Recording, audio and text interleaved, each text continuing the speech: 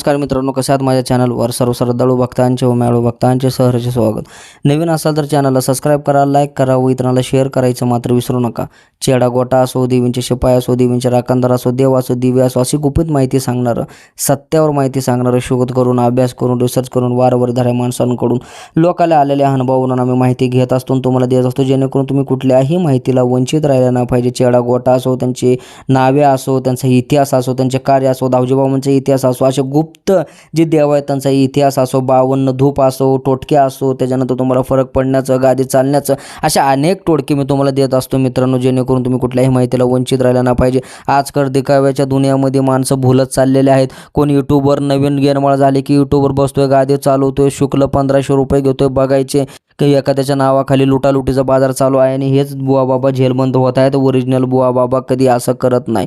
यांच्या साधना झालेल्या नसतात, त्यांचे मंत्र झालेले नसतात. एखादा गुरुमंत्र घेतला झाला त्याच्यावर जे खेळ करायला रिकामे असतात आणि लोकांना लुटायला मात्र हे रिकामे असतात. असल्यापाशी जाऊ नका. इंस्टाग्रामच्या मार्फतून, यूट्यूबच्या मार्फतून मित्रांनो तुम्हाला भूलभुलैया केलं जातं. तुम्ही भूलभुलैया होता आणि मेंढरासारखे मुंडका हलवता. ज्या टायमाला तुम्ही पस्ता लुटलं जाता सगळं होतं त्या टायमाला शोध असते, होतं चॅनल तुम्हाला आठवत असते. हे मात्र लक्षात. अशा अनेक लोकांना बरं केलेलं आहे.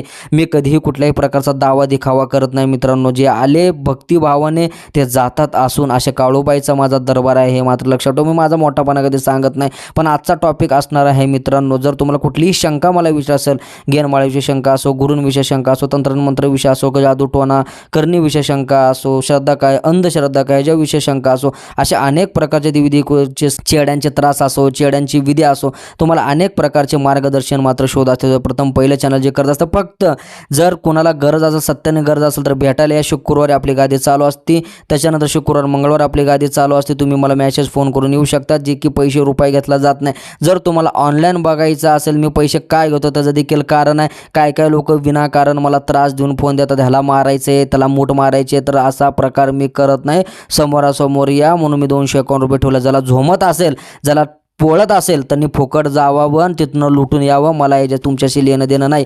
तुम्ही माझे सख्खे नाही, मी तुमचा सख्खा नाही. तुम्ही मानलं तर भाऊ, नाही तर मी काय असेल ते पाव. लक्षात ठेवा, जर तुमच्या मान्यावर आहे. कारण मी बघा प्रत्येकाला काय ना काय नवीन माहिती देत असतो, नवीन शोध करत असतो. व्हिडिओ थोडे लेट येतात, पण का लेट येतात? कारण मी स्वतः देखील साधना अजून देखील करतो, स्मरण करतोय मंत्रांचं, म्हणून मित्रांनो एवढे लेट माझे व्हिडिओ येत असतात, हे मात्र लक्षात ठेवा. आजचा टॉपिक असणार आहे मित्रांनो, काळूबाईची भक्ती, पूजा, स्मरण कसे करावे, काय आहेत नियम, संपूर्ण माहिती मी तुम्हाला काळूबाईविषयी सांगणार. अशा अनेक प्रकारचे काळूबाईचा इतिहास असो, गुढ रहस्य असो, 52 चेड्याकोंची नावं असो, दाऊजी बाबांचा असो, मांगीर बाबा, गुंजीर बाबा, जाळीतला मसोबा असो, अशा अनेक प्रकारचे ते सांगणारं पहिलं चॅनल म्हणतो बरं का. प्रथम पहिलं चॅनल आहे जे की मित्रांनो पुराणाशी तुम्हाला व्हिडिओ बनवून सांगत असतो, तुम्हाला जागृत करण्याचं काम करत असतं. हे शोध अस्तित्वाचं प्रथम पहिलं चॅनल आहे. जर तुम्ही व्हिडिओ दुसऱ्यांचे बी बघा, माझे बी बघा, अशा गुड माहिती तुम्हाला कोणी दिलं नाही, ते पुरावे अशी माहिती आहे. मी शोध अस्तित्वाचं प्रथम पहिलं चॅनल आहे. काळूबाईविषयी, दाऊजी बाबाविषयी, मांगीर बाबाविषयी, गुंजी बाबाविषयी, जाळीतल्या मसोबाविषयी, गंगाराम बाबाविषयी, पंचमुखी चेड्याविषयी, तिली बाबाविषयी, मशानकालीविषयी, अशा अनेक प्रकारचे मित्रांनो चेड्यागोट्याची माहिती मी तुम्हाला तिथे दिलेले आहेत मित्रांनो. व्हिडिओ तुम्ही पाहू शकता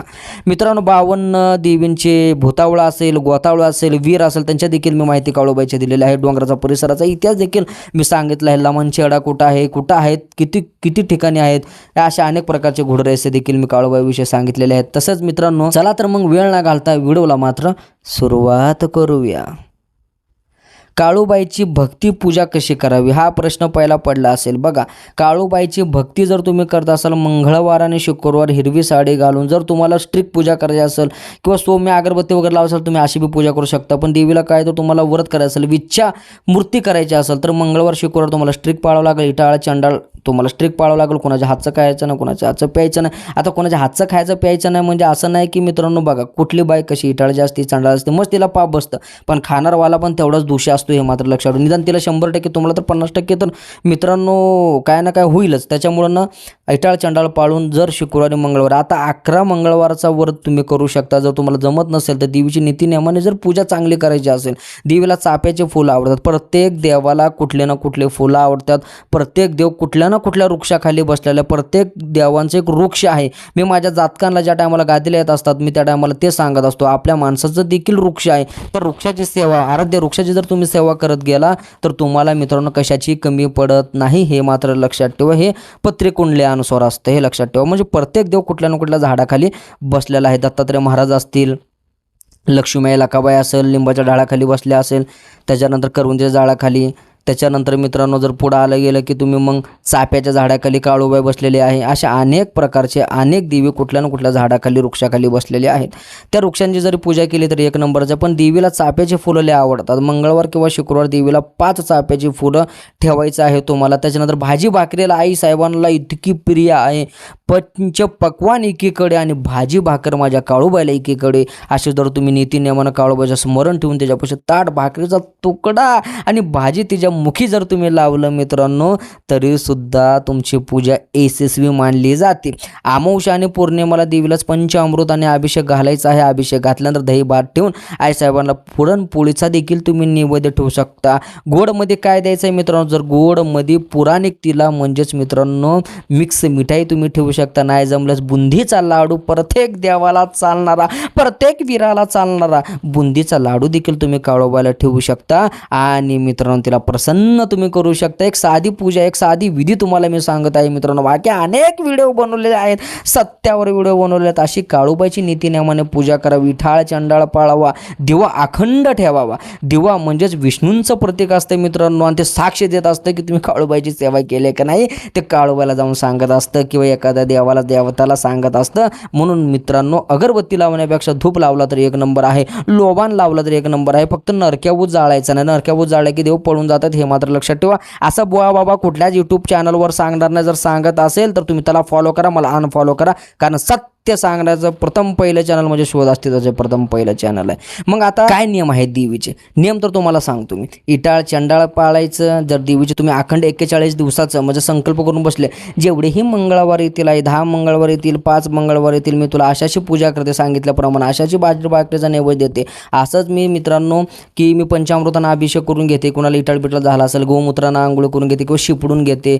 मग त्याच्यानंतर गुलाब पाणी शिपडून घेते. मग मी पूजाला बसते. तर अखंड दिवा हे तुमचा लागला पाहिजे जेणेकरून ते साक्ष असतं. त्याच्यानंतर मी इटाळ चंडाळ कोणाच्या हातचं खायचं नाही, सुतक बितक या सगळ्या गोष्टी तुम्हाला पाळायच्या. जर समजा तुम्हालाच इटाळ झाला, स्त्री असेल तर स्त्रीलाच विटाळ झाला, पाळी आली तर मित्रांनो तुम्ही खंडित केलं तरी चालेल. 7व्या दिवशीच जेव्हा मंगळवार येईल तेव्हाच तुम्हाला मित्रांनो या सगळ्या गोष्टी करायच्या. कोणाच्या चाड्या करायच्या नाहीत, कोणाच्या निंदा करायची नाही मित्रांनो, कोणाला नावं ठेवायची नाहीत. फक्त ज्या भक्तीमध्ये लीन व्हायचं. आणि मी एक तारक मंत्र तुम्हाला यूट्यूबवर देतोय, माझ्या मुखी देतोय तुम्हाला. काळूबाईचा आशीर्वाद प्राप्त झाला म्हणून मी तुम्हाला आज मंत्र तारक मंत्र देतोय. सोपा मंत्र आहे. ओम श्री काळेश्वरी देवे नमः, सर्व कार्य सिद्ध करावी.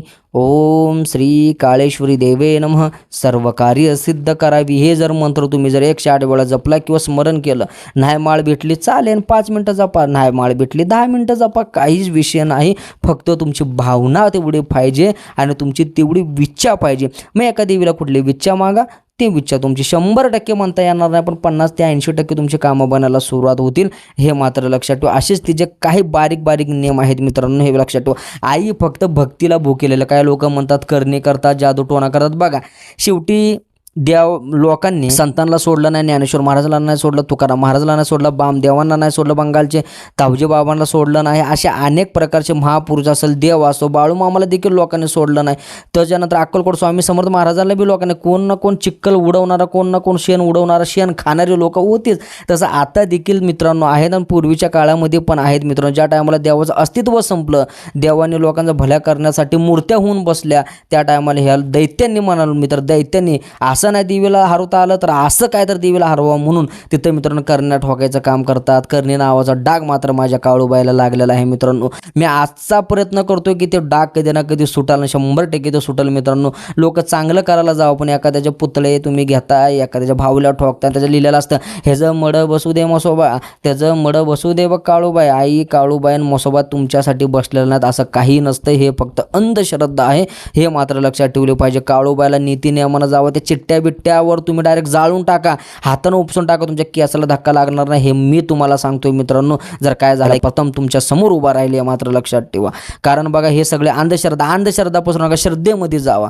जे काय आहे ग्रंथात पुराणात उल्लेख आहे की उताराला करावा लागतो 100 ती ग्रंथात पुराणात आहे, म्हणजे आपल्याकडे प्रूफ झालेला आहे मित्रांनो. पण ह्याचं तुम्ही धुत्तात करू नका. स्मशानात जाणं काय, एखाद्या पुरीला भोंगळं करणं काय, स्त्रियांना नग्न करणं काय, त्याच्यावर अत्याचार करणं काय, हे चुकीचं आहे मित्रांनो. देवाच्या नावाला कायला डाग लावतो शकतो तुम्ही. आजकाल तर मुंबई पुण्यामध्ये ह्या साईडला कोल्हापूर नाशिक ह्या साईडला मित्रांनो काळूबाईचा फक्त सुळसुळा झालेला. आली काळूबाई अंगात घे झाला बुवा, झालं लोटायला रिकामी. त्या काळूबाईचा काय देखील ह्याला माहीत नसतं, हिचा इतिहास देखील या काळूबाईचा मस्त, पूजा आराधना माहीत नसते, याला गुरु व्यवस्थित याला बोलत नसतो, गुरुला एकनिष्ठ हे शिष्य राहत नसतो, तरी देखील काळूबाईचं नाव खराब करणारे असे भामटे दैत्य लोक पैदा झालेले आहेत मित्रांनो. हे मात्र लक्षात असल्यापासून सावधान राहा. अशा काही गोष्टी तुम्ही करू नका ज्या टायमाला तुम्ही देवीला पूजा करत असाल. हेच तुमचे नियम आहेत मित्रांनो. बाकी तुम्ही देवीला बिंदास जावा, काय होणार ना. जाळ्यातला मसोबा बी चांगला आहे, जाळ्यातला मसोबा जर वाईट असला असता तर काळूबाईनं त्याला कधीच तिथं ठेवला नसता. काय ना काय तिथं तोडफोड केल्याच्यामुळे जाळ्यातला मसोबा सत्याचा आहे, सत्याचा वाल या लोकांनी त्याला भ्रष्ट केलेला आहे मित्रांनो. हां, जर विनाकारण शत्रू त्रास देत असेल, देवीला काळजी आहे, एखादा शब्द बोलला तुम्ही ते देवीला काळजी करायचं काय नाही करा. तुम्ही जर सत्याची बाजू घेतली तर देव तुम्हाला आशीर्वाद देऊन तर काय नाही दुश्मनाचा काय तर विल्हेवाट करणच. पण मित्रांनो तुम्ही असल्यामध्ये घुसवू नका ना, असल्यामध्ये जाऊ नका, बिंदास्त काळोबाला जावा.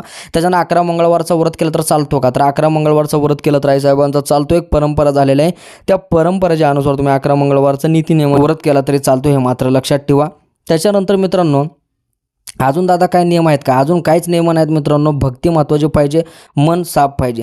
जे गाड्या गोड्या बंगल्या गाड्या येतात, चैन्या घालून येतात डिगभर, त्याच्यानंतर फक्त काळोबाई रील्स पुरती राहिलेली आहे. मी सत्य सांगतोय मित्रांनो, जेव्हा मी काळोबाईला गेलो मित्रांनो त्या टायमाला रील स्टार एवढे येतात काळोबाईच्या नावानं, चांगलं रील्स आणि लाईक पुरते बी लोक आहेत. असल्या भामट्यांपासून तुम्ही सावधान राहायला पाहिजे. जे काळोबाईचे भक्त एकीकडे म्हणतात, त्यांना इतिहास माहीत नसतो ना, देवीची साधना करतात ना, देवीचा मंत्र करतात, काय करत नाहीत. मग देवीची साधना करूनच देवीचे मंत्र बोलून देव सिद्ध होतो का? मग मित्रांनो ऋषी मुनींनी तर जप साधना नसती केली किंवा हवन केले नसते तर आईसाहेबांची उत्पत्ती झाली असती का? हा देखील प्रश्न पडतो मित्रांनो. बारीक ना बारीक विचार करायचा. नाण्याचे 2 बाजू असतात, एक असतो दैत्य बाजूची आणि एक असतं देवी मार्गाच्या बाजूची. तुम्हाला कुठं चालायचं हे तुमच्या हातात. मग वाचताच येत नाही, साधना करा, मेडिटेशन करा, आईसाहेबांचा चेहरा पुढं आठवा, एवढं पण करता येणार नाही का तुम्हाला? मी तारक मंत्र दिलेला आहे, गुरुमंत्राचं पठण करा 10 मिनिटं 15 मिनिटं, झालं तुमच्या ह्याच्यात साधना आहे. बाकी काय अवघड आहे मला सांगा? फक्त संकल्प करायचं तुम्हाला. संकल्प काय? पाणी घ्यायचं, गंगा देवीला कुलदेवताचं इष्टदेवताचं नाव घ्यायचं, टाकायचं बाबा 21 दिवस मी अशा देवीला बसणार आहे, गुरुमंत्राला बसणार आहे. त्याच गुरुमंत्र वेगळा आणि काळोबाईचा मंत्र वेगळा. तर काळोबाईचा मंत्राचा तुम्ही करू शकता. ऐकून माणसाला पाठ होतच किंवा आजकाल कोण आणले राहिलेलं आहे, प्रत्येकाकडे स्मार्ट मोबाईल आहेत, ऐकून देखील मंत्र पाठ होतील. फक्त भावना पाहिजे, भावना चांगली पाहिजे, हे मात्र लक्षात ठेवा.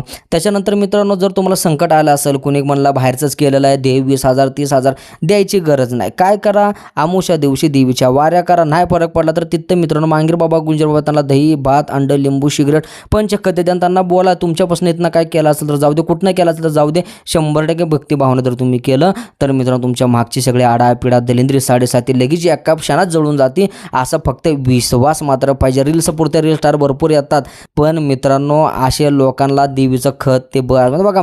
मी कुणालाही मित्रांनो नावं ठेवत नाही. जे मला दिसलं आणि जे मला नाही पटलं ते मी सांगतो, कारण मला अधिकार दिलेला आहे बोलायचं, हे मात्र लक्षात ठेवा मित्रांनो. आता काय लोक म्हणतात, दादा आम्ही काळूबाईची मूर्ती आणलेली आहे अचानकच, घाली इच्छा माझी घेतली मी किंवा माझा फोटो घेतला मी, तर मग मी काय करू? तर मित्रांनो काय करायची गरज नाही आहे, भ्यायची पण गरज नाही. तुम्हाला असेल तुम्ही नेला असेल, तिनं आलेले तुमच्याकडे, जर अचानक तुमची इच्छा झाली ना, हे तुम्ही आणलेलं नाही, तिनं आलेले तुमच्याकडे, तर मग काय करायचं? तर मंगळवारचा दिवस बघायचा किंवा शुक्रवारचा दिवस बघायचा, अखंड देवा लावायचा, चाफ्याची फुलं, पंचोपचार तुम्ही करू शकता. हळद कुंकू अभिषेक दही भाताचे निवेद्य वगैरे आईसाहेबांना दाखवा आणि मंगळवार किंवा शुक्रवार बघून तिच्या महिन्यामध्ये किंवा एखादा वार चांगला शुभ बघून तिच्या नावानं 11 मुली किंवा 11 सवासणी काळूबाईच्या नावानं जीव घाला. झालं, तुमची काळूबाई तुम्हाला कुठं सोडून जात नाही ज्या टायमाला सवासणीनं तुम्ही घालचाल. मग एवढंच सोपं पद्धत, भ्यायची गरज नाही की आता मग चेडाच येईल का, हेच येईल का. एवढा रिकामी नाही चेडा यायला, एवढा रिकामी नाही गुंजेबाबा यायला. गुंजेबाबा ज्याला आला त्याला सोन्याचा पाऊस पडलेला आहे, म्हणजेच की सांगायचा उद्देश कधी धंदापाण्यात बरकत झालेला. असं कुठलाही देव तुमच्या मागं लागून येत नसतो. तुम्ही आणल्या शेवट काळोबाई स्वतः आले तर घेऊ नका, सांगितलेला उपाय करा. मित्रांनो व्हिडिओ आवडल्यास लाईक सबस्क्राईब शेअर करा आणि इतरांना शेअर करा, लोकांना कळू द्या सत्य काय असत्य काय. आणि जर तुम्हाला कमेंटमध्ये दाऊजी बाबाच्या नावानं चांगलं, काळोबाईच्या नावानं चांगलं आहे, राजा उदय सदानंदीचा उदय लिहायला मात्र विसरू नका. ज्या देवाविषयी तुम्ही भक्ती करत असाल उदय चांगलं लिहायला मात्र विसरू नका. धन्यवाद.